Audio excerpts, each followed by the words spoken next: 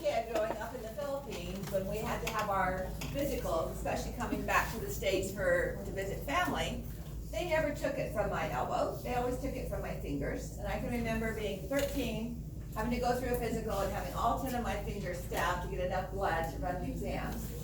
And the first time I had it done in the States for high school, they took it from my elbow, and it was painless, and it was quick, and it was like, where have you been all my life? So this is a relatively large tube for determining hematocrit. They're going to use that type of a tube, but they're going to do a lot of other chem pads, okay? When we do a hematocrit, this is what's called a capillary tube. If I can find them really fast. And I'll pass this around. You guys want to, capillary tubes are open at both ends. And remember how I talked about capillary action when we were doing the zeaxanthin fertilization? And so the way this works is, if you get a large enough drop of blood, you just place this small hollow glass tube in the drop, and it's drawn up into the tube by capillary action, okay? Now, if you put it in a centrifuge, without capping the end, you're going to have blood all inside your centrifuge, okay? So this is showing hematocrit. So what you do is you take it, you put your finger on the top, that way blood doesn't flow out, and push it into a clay bar. And that way, when you put it in the centrifuge tube, it has a blockage. It's not going to flow out like it would. So I'll pass this around so you can take a look at it. We also use these glass tubes for clotting time when we were still stabbing people. And for some reason, students couldn't stab themselves, so I was always the one to poke every student's finger with a lancet. So for clotting time, we would wait a couple of minutes and then break it. And if a clot had formed, there would be a piece of strand of clotted blood connecting the two. 2 minutes is usually pretty quick, so we wait another second, another 30 seconds, and break it again, until finally you would see this strand of fibrin connecting the broken ends. So when this is done, would you put that block tube on the inside or the outside of the centrifuge?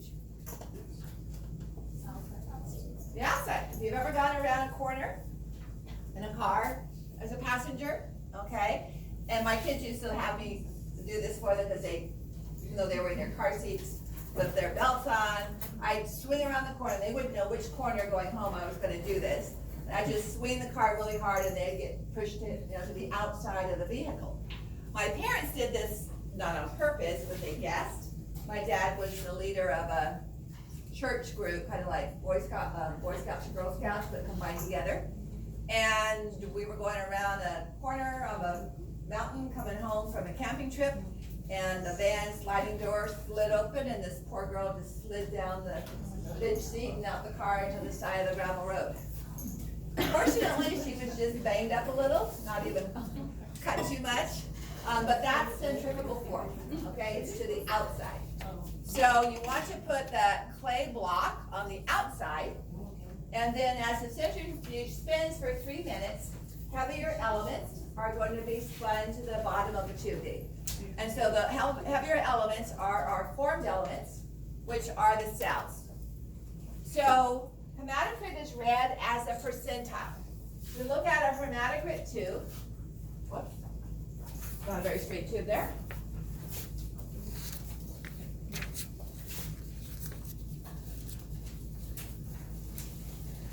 And we spin it down. There will be a yellowish clear fluid right at the top, which is the plasma.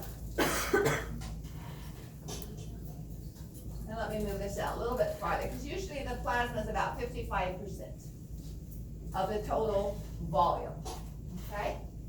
And then we have the formed elements, which look red because our red blood cells are in the millions. White blood cells are 5 to 10,000, this is per cubic mil, and platelets are about 500,000, around 250 to 450,000. So formed elements. And the reason we don't say cells is because red blood cells lack the nucleus, so they're not truly a cell. And the platelets are fragments of a very large cell that remains in the bone marrow. So the white blood cells are really the only true cells. So it varies between men and women, but approximately 45% again by volume. So remember we were talking about viscosity on Monday night? And so if you get dehydrated, even without producing more cells, your hematocrit is going to rise, okay? Typically, you can get lower hematocrit if you hemorrhage, but when you hemorrhage, you're usually losing both cells and fluid, but the fluid can be replaced more rapidly than the cells, so it does show up as a lower hematocrit, okay? Now, to measure this, in person, they have a sliding scale you can put it on, but all you have to do is the math. So it's done by measuring a linear value. So the total length of blood in the tube, A, is divided by the total length of the formed elements, and that will give you the percentile by volume of the formed elements, all right?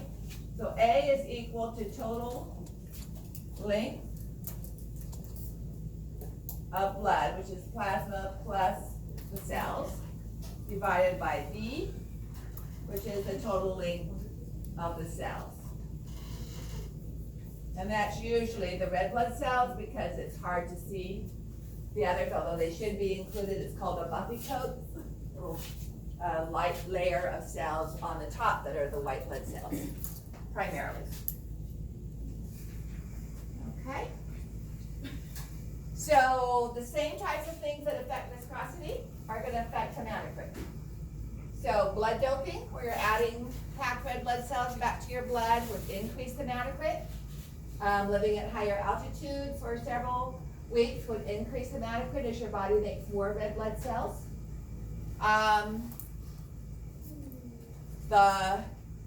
Testosterone causes more red blood cells to be made, so males actually have a higher hematocrit. This is not true for every male compared to every female, but as a group, males have a higher muscle mass and therefore have a higher oxygen requirement.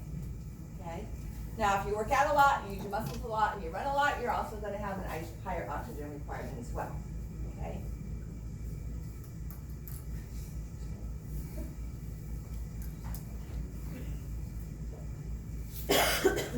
Here's your first question. Some of the questions are from this material, and some of them are reviewed from Monday. So, you may not have had this on the lab quiz. So, what prenatal structure is identified as the ligamentum teres after birth? What do we call it? What is it before birth? Okay. What is the ligamentum teres called before you're born?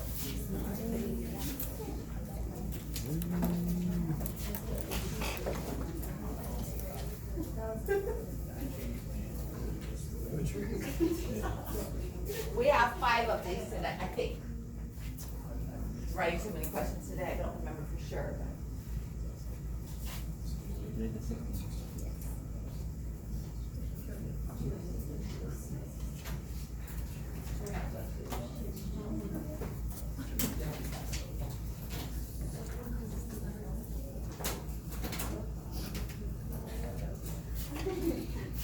Okay, you guys have that down? Still thinking about it?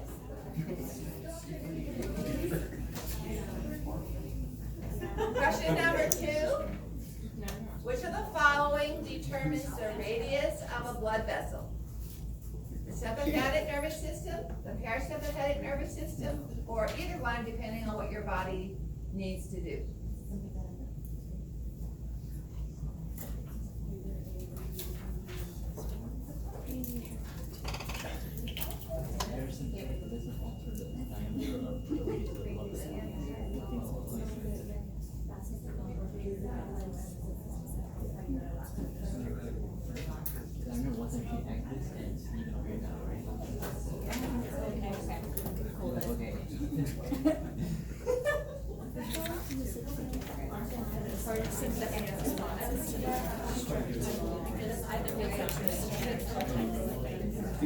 So back in 4:30, functions of the autonomic system, nervous system. The term dual innervation was introduced to you. And many organs in the body have dual innervation, which is competing. So parasympathetic dilates your pupils and sympathetic constricts. Okay? Same thing for heart rate, for digestive system, and so on. Then in the reproductive system, we had cooperative, where they didn't do opposite things and they did different things, but they all both worked together to create or to accomplish erection, emission, and to help out with ejaculation. Okay? And then we have other functions where it is only sympathetic. Very few where it's only parasympathetic. Okay? So that's what you have to decide for this question.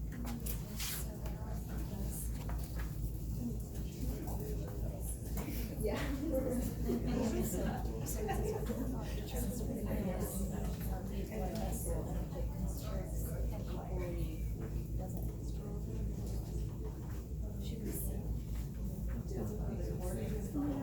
I would get C because that's right. There are those times Very that it's general. codependent.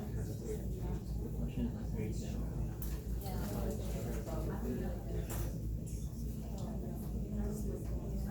So another way of asking it is, do the blood vessels get smaller with one and larger with the other?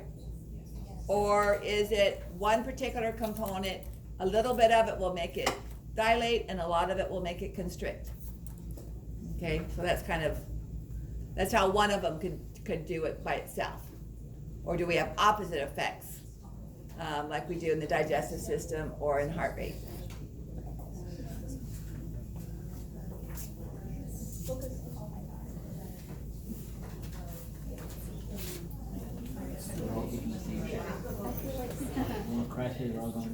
You got cell phones, look it up. Wait, we can do that?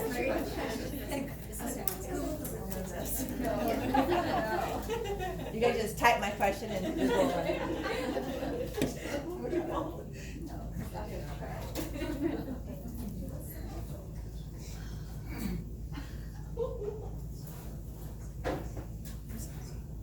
Okay. So while you're thinking about that, I'll go back if you want me to go back. But we're going to look at the fluid content of the blood first, the plasma. All right, and the plasma is not just water. It also has soluble material, blood proteins. Why are proteins soluble in the blood? What is it about the nature, the chemistry of blood proteins that makes them soluble in blood? What kind of bond connects the hydrogen and the oxygen atoms of blood, of water rather? Pardon? That connects two different water molecules together, but within the water molecule itself. They're covalent. Are they polar or non-polar? Water's polar. So the single proton, or rather the single electron of the hydrogen is needed by the oxygen to complete its cloud of electrons, and so both electrons of the hydrogen are more often to be found around the oxygen than they are around the hydrogen, so that creates a water molecule that's, the oxygen is more negative and the hydrogen is more positive. Okay? This is why oil doesn't mix well with water, because oil is a non-polar covalent. So as we'll see in the digestive system, we need to coat our lipids, cholesterol and triglycerides, with a protein cover to allow it to be soluble in the blood. So these proteins are soluble because they have both positive and negative charges, and that interacts with the polar covalent charge aspect of water and makes it soluble. Okay? So most of these proteins are actually synthesized by the liver. And we have transport proteins, globulins, not just antibodies. Obviously, that's not to be made by the liver. But we have other types of globulins. So let's look a little bit at these proteins. Okay, question 3. I didn't know they were coming so quick and fast. But that's my fault. Changing which of the following components of the blood would change the viscosity of the blood?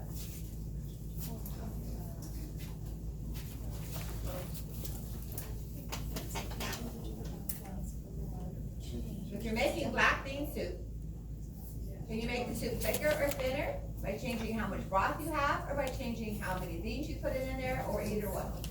Okay. That bean soup thing works really well. Yes.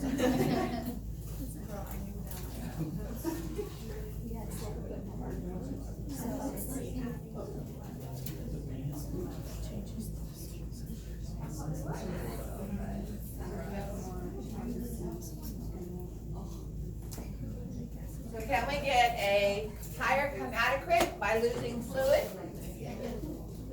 Yeah, even if we don't add any more blood cells, if we lose half of our fluid, our hematocrit is gonna be higher. If we keep all our fluid, but we add more cells, we're also gonna change the hematocrit. So it's a proportion between the two. Oh my goodness. Yeah, we're coming so fast. Okay, question 4. I might forget to come back. Which of the following would result in an increase in end-diastolic volume?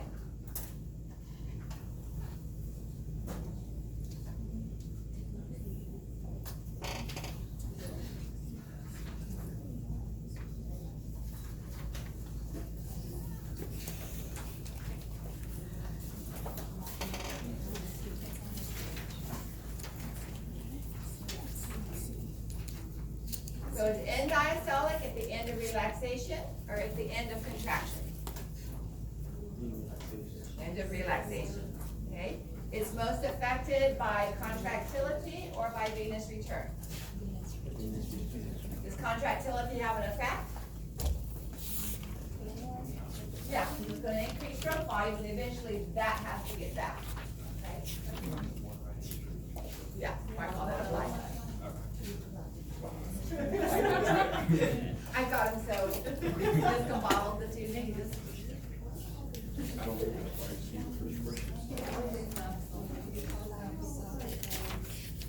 You guys remember what diuretics do?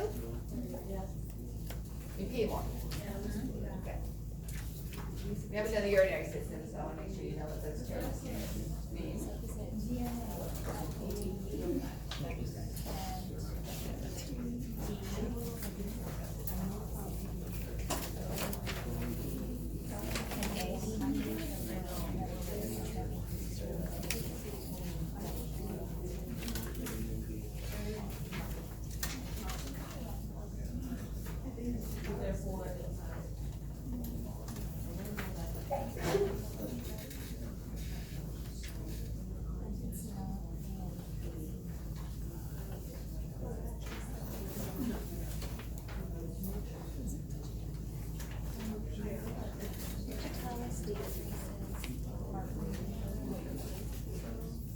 Yeah, well, just not to tell.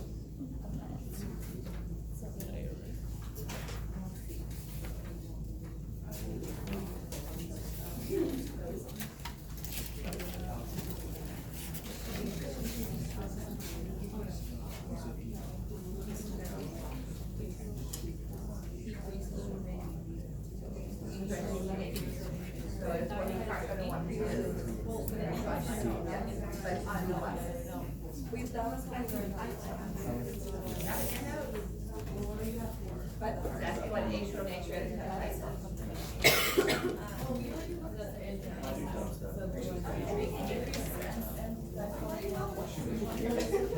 You trust me more than you are.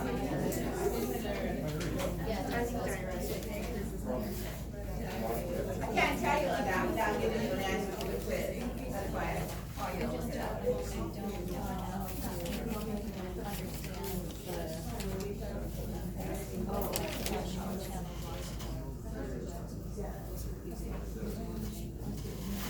Okay? Not yet? All right. One of the things we'll be looking at during the review after lecture. Okay? So that means the water is leaving our body, so it's and diastolic is lower. That one was good, but I was contemplating getting. Yeah, I think it relaxes the part, and that part has more time to build. It's not.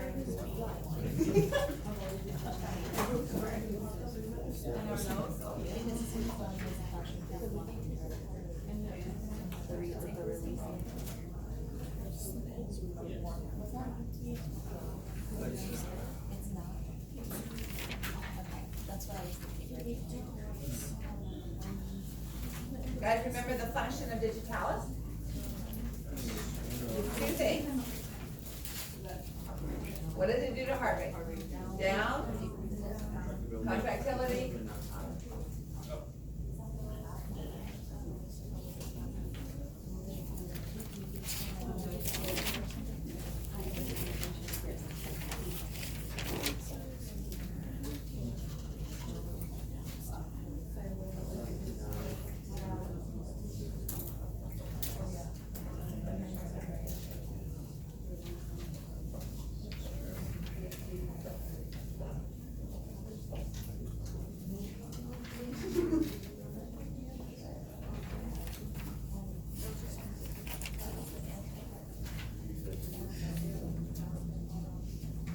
Okay?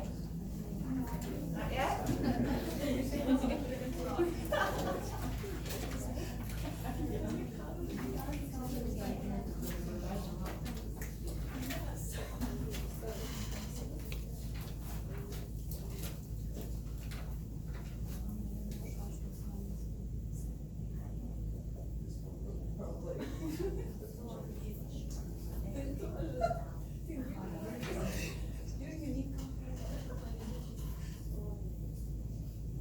Well, why do you think it's me?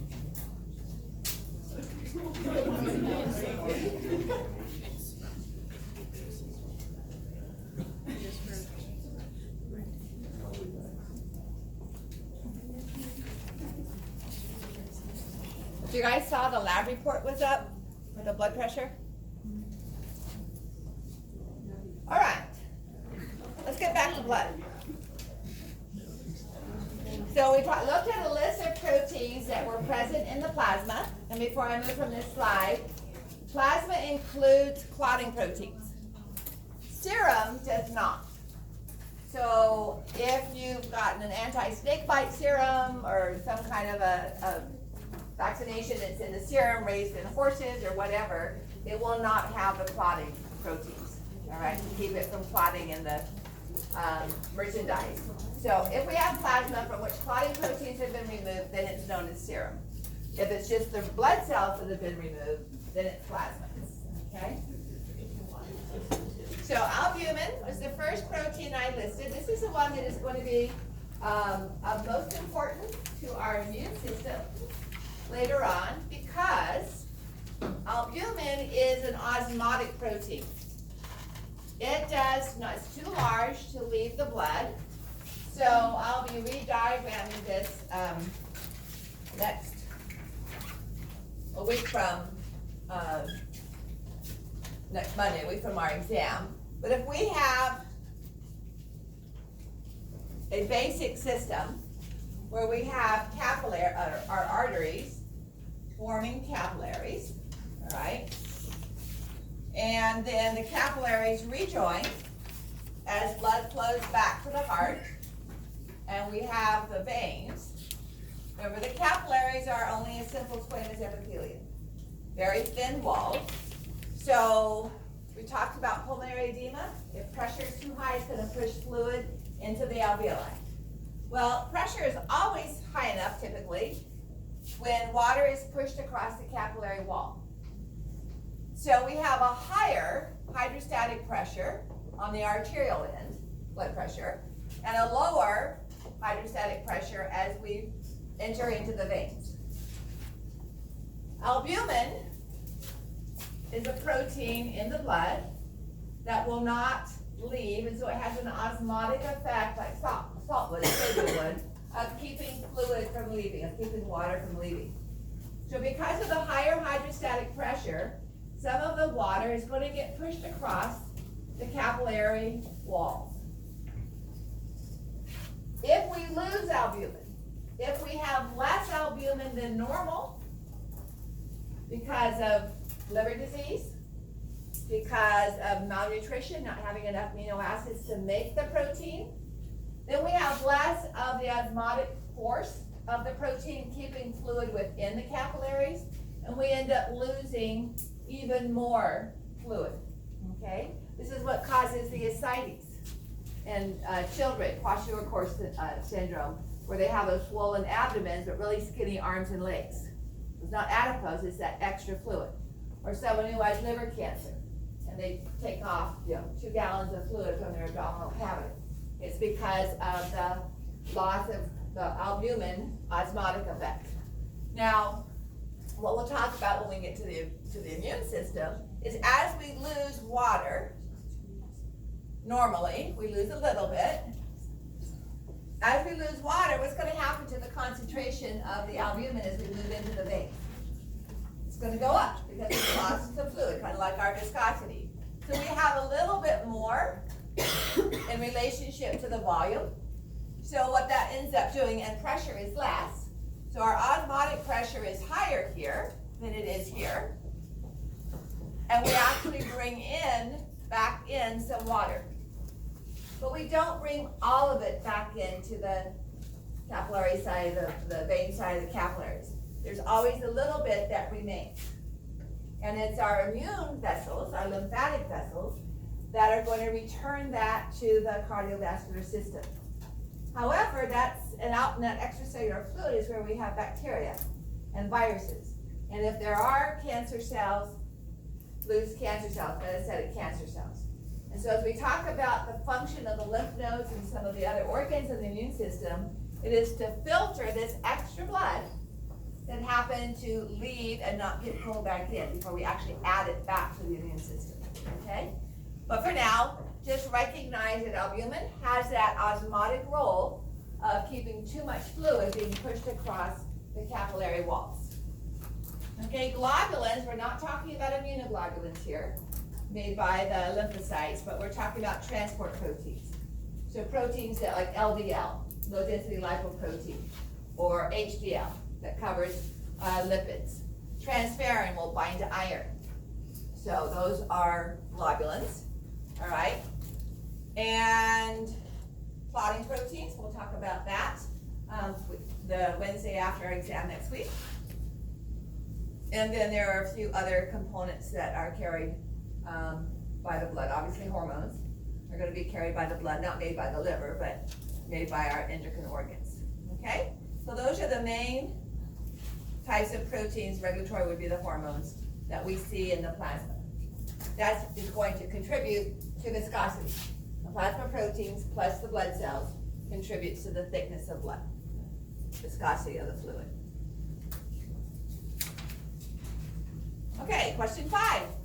Because I just answered that for you. So what your short-term memory is like. Liver disease often results in ascites and systemic edema due to a decrease in the synthesis of which of these proteins that we find in the blood. Could be the easiest one up there on it.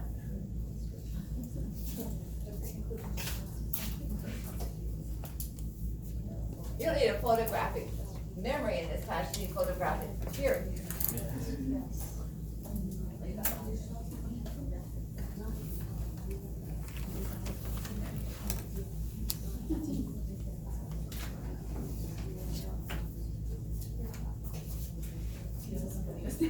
I had a student that had that. I talked about going to med school. She ended up going to nursing school at Sac State and now is having her 3rd kid. Never made it to med school. But she said how when she was taking her exam, she would hear my voice. Like, you poor thing. So she read the question, she would replay what my lecture was in her head and hear the answer. But everybody liked to sit next to her because she would talk out loud. She goes, quiet, Crystal, quiet. You can't say the answers out loud. Okay, so let's look at the cells now. We're going to look at erythrocytes first. Again, these are the formed elements. So we can see all 3 types here. The red blood cells are the most numerous, about 4.5 to 6 million per cubic millimeter. The white blood cells are around 5,000 to 10,000 per cubic millimeter. And our platelets, the fragments, are around 250 to 450,000. I'll go over those numbers as we go through them. All right, so we're doing red blood cells first. Notice the white spots in each of those red blood cells. Anybody know why? The shape. They're much thinner in the middle, okay? So when we look at the structure of a red blood cell, the fancy anatomical word is erythro, which means red. So erythema is when you're skin looks red, and site, which means cell. Okay? And these are approximately 6.5 to 7 micrometers, 7 microns in diameter. So since just about every microscope slide we look at has red blood cells in it, it gives us a good contrast when you're trying to measure the diameter of some type of structure, okay? So its mature form is in that shape that we call biconcave. We'll come back to the purpose of that in a moment. But when we see it in the bone marrow, it starts out as a very large stem cell, so we can't tell the difference between whether it's going to become a red blood cell or a white blood cell, okay? Then, when it becomes committed to being a red blood cell, it's known as a pro-erythroblast. Now, I'm not going to have you learn all of these to identify in the bone marrow, okay? It was hard enough to have the medical students learn it. They would have quizzes in their histology microscope classes, and so the quiz would be to put the pointer in the microscope eyepiece on an unequivocal example of a particular cell. And if I didn't know what it was, I could always say, that was unequivocal. It looked like this, but it also looked a little bit like that. So what I do want you to know, though, are the fact that in the erythroblast stage, we still have nuclei. What are the two purposes of having nuclei in our developing red blood cells? Thinking back to Bio 430. Pardon? No. What does a nucleus provide to any cell? DNA, which provides the genetic code for making new proteins. So transcription can occur. What's the major protein we have in a red blood cell? Hemoglobin. As we'll see with respiratory system, that is the protein that has 4 iron ions that bind to oxygen, okay? So essentially our red blood cell becomes a membrane sac of hemoglobin. The other reason we have a nucleus, or what we can't do without a nucleus, is a cell can't divide. All right, so we replicate the DNA and then the cell divides so it has an identical copy of each set of DNA. So when we get to a cell without a nucleus, it can no longer make more hemoglobin, which it really doesn't need to because it's stuffed, all right, with hemoglobin already, and it can't divide. So red blood cells have a distinct limited lifetime, about 4 months, okay, around 120 days. White blood cells still have their nuclei. Some of them will be in your body your whole life, and the ones that die can be replaced by dividing white blood cells. But red blood cells, once they leave the bone marrow, they typically do not have a nucleus.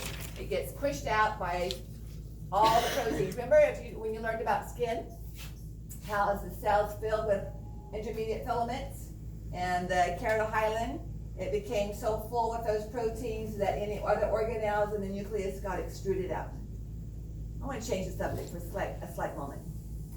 I gave an electric exam this morning on tissues and bone. One of the 6 different versions of the exam was, which of the following locations does not demonstrate stratified squamous epithelia? With not in uppercase and bold print. Okay? You know what 90% of the students chose? The epidermis of skin. I was like, I felt like a total failure. Of all the places that you would think is stratified to protect against abrasion, the answer was the simple serous membrane of pericardium, and so I had esophagus and vagina and areas that the bladder. Anyway, I felt discouraged. So as the cell starts to fill up with hemoglobin, notice what happens to the size of the nucleus. It's getting smaller and smaller. It's going from euchromatin to heterochromatin as it becomes more and more tightly coiled, because by now we've made all the messenger RNA we need to make more hemoglobin. So there's plenty of messenger RNA in here that hasn't yet been used to make hemoglobin. So the nucleus is getting more and more and more highly coiled, which is heterochromatin, and finally gets pushed out, okay? I do want you to know the name of this cell, which is a reticulocyte. You can see strands of blue staining material.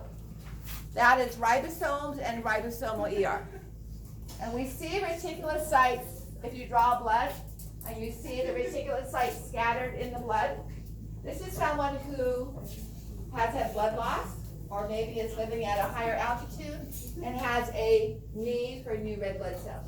They're being made so fast and being dumped out of the bone marrow so fast that they're moving into the bloodstream, into the plasma before all of their ribosomal ER and ribosomes have been gotten rid of. Okay? So that's a lot of reticulitis is a sign of a high oxygen demand by the body.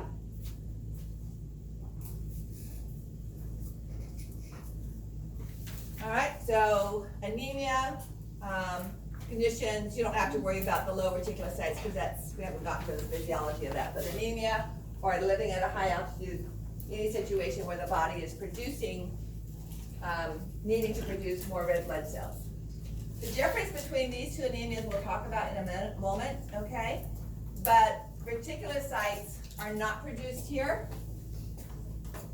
Iron deficiency, the body doesn't have enough iron to make red blood cells, so it's not going to be able to make more, and pernicious anemia is not being able to make more of the protein. So just a little explanation why those are anemias but don't produce reticulocytes. The body isn't able to actually make more red blood cells. All right, so here we're looking at some bone marrow, and these large cells that you see right here are the ones making platelets. In fact, they're called huge cells, megakaryocyte. All right, so they're pinching off the platelets. And our developing red blood cells are these right in here, where the nuclei are becoming very small and constricted. And here are red blood cells that have moved into the capillaries. So the bone marrow is one of the places where we have sinusoids. And sinusoids are capillaries, but are a larger diameter. Remember I said capillaries are about the size of a red blood cell, so they have to travel in a single file. In sinusoids, they have the same thin wall, but they're larger, 2 or 3 or 4. Red blood cells will fit into a capillary, into a sinusoid. So here are some isolated views of developing. So you can see this is going to be the stem cell here that we don't know if it's going to be a red blood cell or a white blood cell. And as we move into the more mature, notice how the nucleus is getting smaller and smaller and darker, okay? As well, the cytoplasm is not as dark a blue. So just before we lose the nucleus, it becomes clear, okay? As we lose the ribosomes and the ribosomal ER that's being used to make the protein. What did you say was the blue stuff in the? Ribosomes and ribosomal ER. So that's what we're seeing here. And because it's being used to make the hemoglobin, and when we're done with that, the cells don't need that, and so the mature red blood cell not only loses its nucleus, but loses the blue staining ribosomes and RER, and the cell becomes more clear, okay? So, interestingly enough, frog blood, all the frog red blood cells have nuclei. So here's one that still has a nucleus and still has some, this is not frog blood cells though, still has some of the ribosomal material. All right, so here's a diagram I drew on the board where it's biconcave, okay?